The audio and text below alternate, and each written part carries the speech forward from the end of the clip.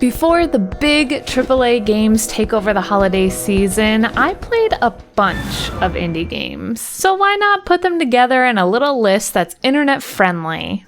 Take that, BuzzFeed. I can do that too. So here's the good, the bad, and the I've never heard of that game before. The lowest of the list, we have Sea of Solitude. I wanted this game to be so good, and it was so disappointing right from the very first logo.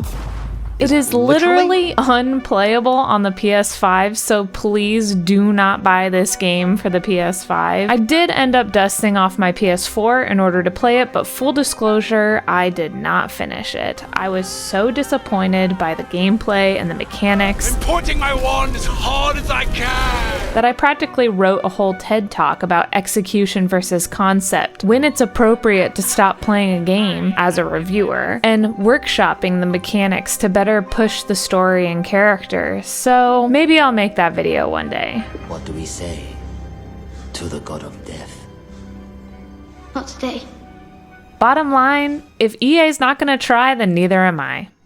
Number 4 is actually the only game included in the extra membership program. It's a small story on grief through the eyes of a young girl inspiring to be an author, so it's definitely one of the heavier stories of the bunch, and it's handled as such. Following some other games in the same genre as this, there are chapters that are centered around each stage of grief.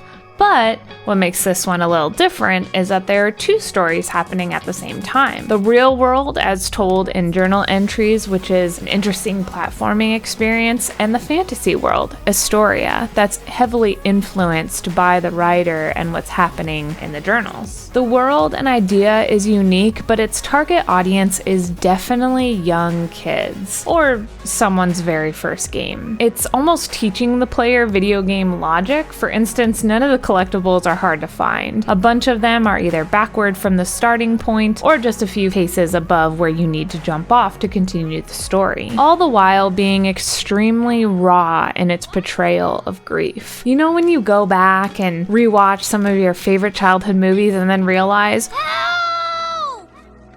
Somebody! Anybody! Help!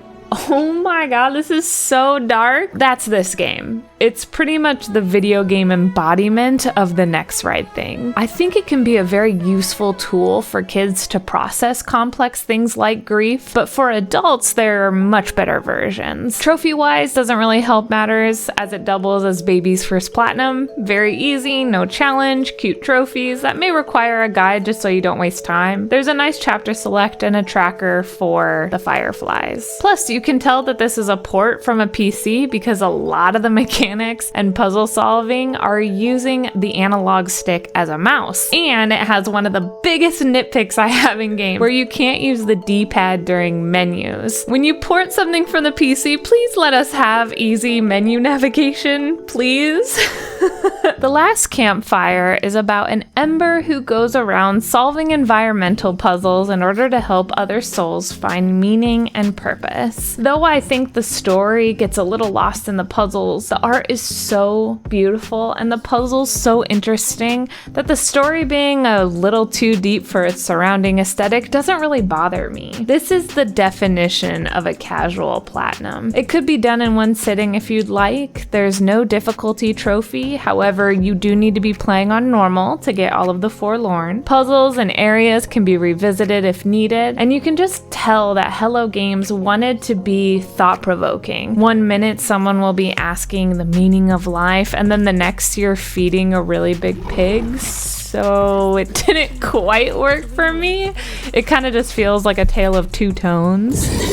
But I had a really great time. Fun fact, this actually marks the second platinum where I didn't need to look up anything, actually. I was close. There was a couple of times I was in Struggle City, Population 1. But the game isn't entirely linear, so whenever I spent a lot of time on a puzzle or really struggled, I would take a break, do some other things, and then come back and try to solve it with fresh eyes. The main thing to note here is hidden chests are not a collectible. Kind of surprising. So you can find find them if you want, but it's no biggie if you miss one. Overall, it's really cute and the puzzles were really fun to figure out. I'm not 100% sure how to pronounce this game, but I'm going with Gorogoa, and it's one of the most unique puzzle games I have ever encountered. It has this amazing art that comes to life. The puzzles challenge and make you think. Whether you figure it out or have to look up the solution, you end up going, Clever girl. the story isn't explicit or explained. In fact, you could go through forums of what people think the story is, so it's kind of hard to give like a summary. It's a mosaic of ideas and times and evokes a particular feeling, but there's no concrete through line. I think it's about growing up. I'm not exactly sure what it's saying or what it's trying to communicate, but in the end, it didn't really matter. I don't know, it just worked. I would find myself hypnotized, wanting to do just one more puzzle. There's enough of a challenge to make the platinum feel earned, but that didn't stop me from making this my fastest platinum to date. The most difficult trophies are Dexterity and But Why, both requiring a full playthrough of the game and probably a guide. Quick tip, close out and restart the game before attempting these trophies. Resetting seems to help some troubleshooting issues with this trophy. There are cute trophies like Right Wrong and Old is New, and of course story trophies that keep you feeling accomplished as you finally solve that puzzle that gave you so much trouble. I don't know about you, but when I'm feeling in a funk or overwhelmed, I turn to small indie games. It's a way to process and unwind when life is confusing and chaotic. Gorogoa and The Last Campfire really helped me out at a time when I really needed it. So for that, Buried Signal and Hello Games. If you happen to be watching this video, which probably not, however, you may have just been doing a job or it was a passion project, but either way, thank you. It's just crazy what kind of effect we have on people. So thank you. Are you crying? No. There's no crying in baseball! All right. Sentimental moment over. Now on to number 1. Arise is about an old man who has died and is now in limbo.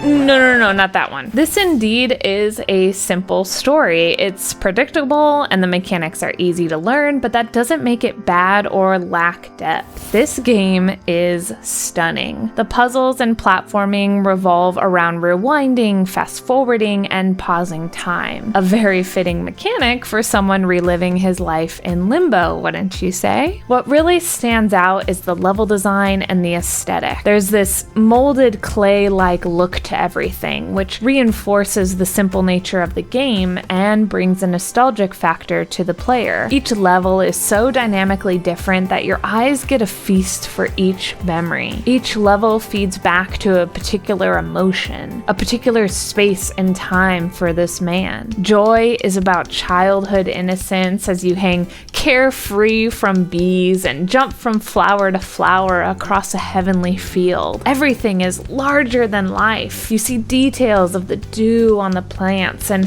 platform on snails as if they're giant boulders. Everything from the level's design to your physical actions is constructed to feed back to the theme. Emulate a particular feeling whether you've experienced it or not. You may not have fallen in love, but the level romance with the swell of music as you swirl weightlessly around a calm pond will get you exactly in tune with how this man felt about his partner. The mechanics and the trophies is really where it all comes together. It's a simple list. Wait a second. Each level consists of 3 trophies. This way of organizing leads to a very well-rounded pace of challenge, story, and grind. There's level select as well as a tracker for the memories, making cleanup easy. The hardest trophies are definitely Sorrow, Fire Safety, and for me apparently Gravity Master. I just kept jumping off into the abyss. At most, you'll replay a particular level 3 to 6 times, depending on your skill. A lot of the guides recommend having a friend help you, but that seemed like a terrible idea. So I just did it myself.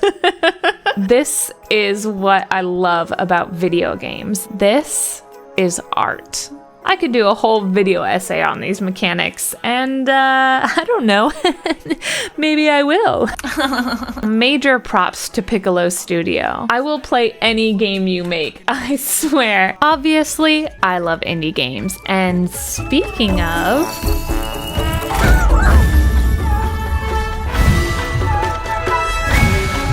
Bruh, what?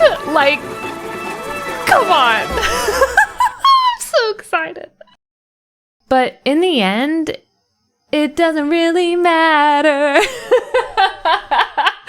I just realized that I wrote that.